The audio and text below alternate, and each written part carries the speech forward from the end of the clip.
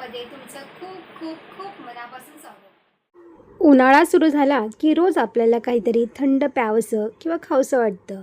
तर आज आपण अगदी कमी साहित्यामध्ये घरच्या घरी आईस्क्रीम कसं तयार करायचा हे बघणार आहोत. पण ज्यावेळेस आपण घरी आईस्क्रीम तयार करतो ना, तर त्यामध्ये बर्फ जमा होतो. तर हा बर्फ जमा होऊ नये यासाठीच मी ते या दुधामध्ये आपल्याला सिक्रेट पदार्थ घालणार आहोत. आणि आपण फुल क्रीम दूध जरी नाही वापरलं ना, साध्या दुधापासून जरी तुम्ही हा आईस्क्रीम तयार केलात ना, तरीसुद्धा बर्फ जमा होणार नाही, ही माझी गॅरंटी आहे. तर इथे आपण फुल क्रीम दूध नाही वापरलेलं आहे. आपण कोणत्याही प्रकारची क्रीम यामध्ये घातलेली नाही, तरीसुद्धा आईस्क्रीम खाताना एकदम क्रीमी टेक्स्चर येतं. आणि आपण बघणारच आहोत पुढे की हे आईस्क्रीम कशा पद्धतीने तयार करायचं आहे. तर माझ्या पद्धतीने जर तुम्ही हे आईस्क्रीम तयार केलं ना, तर तुमचंसुद्धा आईस्क्रीम अशाच पद्धतीने छान असं क्रीमी तयार होईल. चला मग जास्तीचा वेळ न जोडता आपण लगेच रेसिपीला सुरुवात करूया.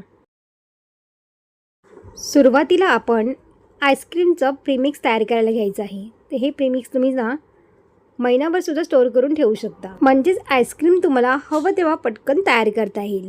तर इथे मी 1 वाटी मखाना घेतलेली आहे. 12 ते 15 आपल्याला काजू घ्यायचे आहेत. आणि त्यानंतर एक सिक्रेट पदार्थ घालायचा आहे, तो म्हणजे 1 चमचा गव्हाचं पीठ. या गव्हाच्या पिठामुळेच आपल्या आईस्क्रीममध्ये ना अजिबातसुद्धा बर्फ जमा होत नाही. आणि मखाना आणि काजू घातल्यामुळे छान असं क्रीमी टेक्स्चरसुद्धा येतं. आता यामध्ये इथे मी 4 ते 5 केशरचे धागे घातलेले आहेत. आता आपल्याला हे सगळं मिक्सरमधून छान असं बारीक वाटून घ्यायची, याची पावडर तयार करून घ्यायची आहे. तर इथे मी दळून छान घेतलेलं आहे, तुम्ही बघू शकता हे बघा. तर अशा पद्धतीने हे आपलं प्रीमिक्स तयार झालेलं आहे. तर हे प्रीमिक्स तुम्ही स्टोअर करून 1 महिनासुद्धा ठेवू शकता आणि जेव्हा हवं तेव्हा आईस्क्रीम आपल्याला करता येतो. आता या प्रीमिक्सपासून आपण आईस्क्रीम कसं तयार करायचं आहे ते बघायचं आहे. आता या प्रीमिक्समध्ये आपल्याला अर्धा ग्लास थंड दूध ओतायचं आहे. गरम दूध ओतायचं नाही आहे, थंड दूध आपल्याला यामध्ये ओतून छान अशी पेस्ट याची तयार करून घ्यायची आहे. म्हणजे सगळं छान असं मिक्स करून घ्यायचं आहे. आता ही प्रीमिक्स पेस्ट याची तयार झालेली आहे. तर ही पेस्ट आपल्याला 10 मिनटासाठी बाजूला ठेवून द्यायची आहे. आणि त्यानंतर इथे मी कढई घेतलेली आहे. कढईमध्ये आपल्याला अर्धा लिटर दूध घालायचं आहे. आईस्क्रीम बनवण्यासाठी इथे मी फक्त अर्धा लिटर दूध वापरलेलं आहे आणि फुल क्रीमचं दूध नाही आहे. तुम्ही जर फुल क्रीम दूध वापरलं ना, तर त्याचं टेक्स्चर आणखीनच ह्या आईस्क्रीमला खूप छान येईल आणि पटकनसुद्धा हा आईस्क्रीम तयार होईल. तर मी साधं दूध इथे वापरलेलं आहे. आता हे दूध आपल्याला छान असं तापवून घ्यायचं आहे. जास्त वेळ आपल्याला तापवायची गरज लागणार नाही. थोडंसं उकळलं ना, त्याच्यानंतरच आपल्याला याच्यामध्ये प्रीमिक्स आपला ॲड करायचा आहे. तर आधी आपण ह्याच्यामध्ये अर्धी वाटी साखर घातलेली आहे. अर्धा लिटर दुधासाठी आपण अर्धी वाटी साखर घेतलेली आहे. साखर छान मेल्ट करून घ्यायची आहे. साखर छान विरघळल्यानंतर आपल्याला यामध्ये प्रीमिक्स घालायचं आहे. तर साखरेचं प्रमाण तुमच्या गोडाप्रमाणे तुम्ही कमी जास्त करू शकता. जर जास्त गोड खात असाल तर 2 चमचे साखर आणखीन घातली तरी चालेल. तर आपण हे प्रीमिक्स तयार केलेलं आपण सगळं याच्यामध्ये ॲड करणार आहोत आणि व्यवस्थित असं ह्याला मिक्स करून घ्यायचं आहे. तर आपल्याला कढई जाड बुडाची घ्यायची आहे, जेणेकरून ना तळाशी हे दूध लागणार नाही. जर लागलं ना तर त्याची चव बिघडते. आईस्क्रीमलासुद्धा चव अशी करपल्यासारखी याचा वास येतो. त्यामुळे ना आपल्याला जाड बुडाची कढई किंवा तुम्ही कोणत्याही भांड्यामध्ये ना हे तापवून घेतलं तरी देखील चालेल, पण फक्त जाड असावं ते.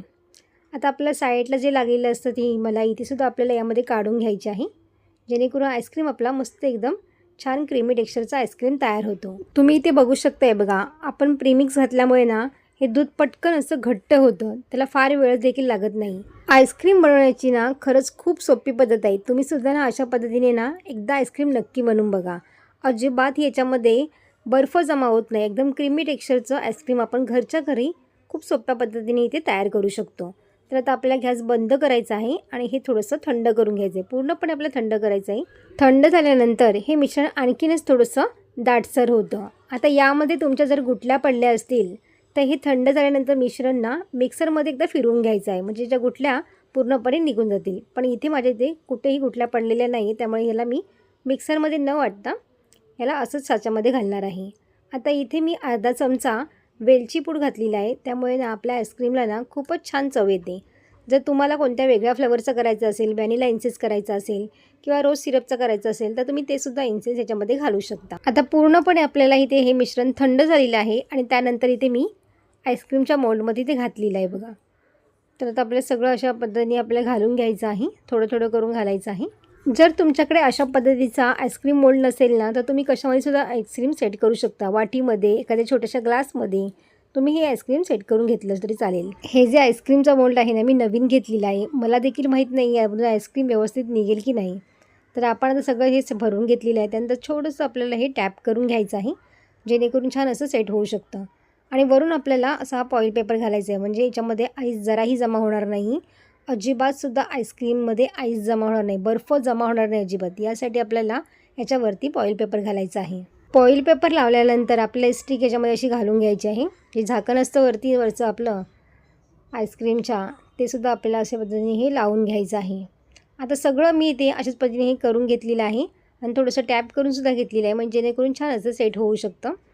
आता आपल्याला फ्रीझरमध्ये 7 ते 8 तासासाठी आपल्याला फ्रीझरमध्ये ठेवून द्यायचं आहे. आणि उरलेलं सुद्धा इथे मी मटका कुल्फी करणार आहे. त्यासाठी इथे माझ्याकडे छोटंसं मडकं होतं ना, त्यामध्ये इथे मी हे सगळं घालून घेणार आहे आणि ते सुद्धा आपल्याला वरून छान असं कवर करून घ्यायचं आहे, म्हणजे याच्यामध्ये सुद्धा बर्फ जमा होणार नाही. आता यावरती झाकण नाही आहे, त्याच्यामुळे मी ना फॉईल पेपरने छान असं रॅप करून घेणार आहे बघा. त्यामुळे फॉईल पेपरला थोडंसं दाबून घ्यायचं आहे आणि हे सुद्धा आपल्याला 7 ते 8 तासासाठी फ्रीझरमध्ये ठेवून द्यायचं आहे. त्यानंतर आपण बघूया.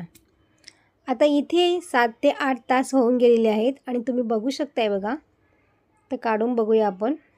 मटका कुल्फी एकदम भारी झालेली आहे. काय मस्त झाले बघा, छान अशी सेट झालेली आहे. आता मटका कुल्फी तर छान झालेली आहे. आता आपण जे आपण आईस्क्रीम तयार केलं होतं ना, ते सुद्धा आपण इथे बघूया.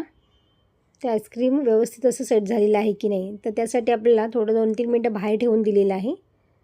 तर इथे मी ग्लास घेतलेला आहे, साधं पाणी घेतले त्याच्यामध्ये. तर पाण्यामध्ये आपल्याला हे थोडंसं डीप करून घ्यायचं आहे. तर व्यवस्थित असं हे डीप करता येत नाही आहे, त्यामुळे आणखीन 2-3 मिनटं आपल्याला ह्याला बाहेरच ठेवून नंतर काढून बघूया आपण. तर आता आपण ह्याला काढून बघूया. तर व्यवस्थित येत नाही आहे ते. थोडंसं मी याला हलवलेलं आहे. हे बघा, तुम्ही बघू शकताय बघा, हे वितळल्या गेलेलं आहे थोडंसं. तर इथे या मोल्डमध्ये ना व्यवस्थित आईस्क्रीम सेट झालेला नाही आहे. म्हणजे हा मोल्ड मी पहिल्यांदाच वापरलेला आहे, तरीसुद्धा हा आपल्याला कळलं की मोल्डमध्ये व्यवस्थित आईस्क्रीम तयार झालेली नाही आहे. तर तुम्ही ते बघू शकता बघा, छान असं क्रीमी टेक्स्चरचं आईस्क्रीम आपल्या इथे तयार झालेलं आहे. अजिबात ही आईस्क्रीममध्ये बर्फ जमा झालेला नाही आहे. त्यामुळे डोळे बंद जर तुम्ही करून हा आईस्क्रीम केलात ना, तरीसुद्धा आईस्क्रीम मस्त क्रीमी टेक्स्चरचाच आईस्क्रीम तयार होईल. तर तुम्हाला आता चम्मचच्या साहाय्याने हा मटका कुल्फीसुद्धा मी इथे खाऊन दाखवते बघा. तर तुम्ही ते बघू शकता बघा, मस्तपैकी एकदम सेट झालेलं आहे.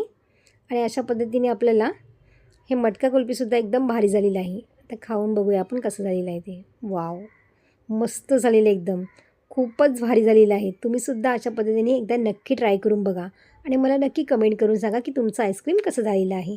पण त्याआधी तुम्ही कोणत्या शहरामधून हा माझा व्हिडिओ बघताय ते सुद्धा मला कमेंट करून नक्की सांगा. कोणतीही क्रीम न वापरता, कस्टर्ड पावडर न वापरता एकदम क्रीमी टेक्स्चरचं आईस्क्रीम तयार झालेलं आहे. तुम्हाला कसं वाटलं मला नक्की कमेंट करा आणि व्हिडिओ आवडली असेल तर लाईक, शेअर आणि सबस्क्राईब करा. तोपर्यंत मस्त खा आणि स्वस्त रहा.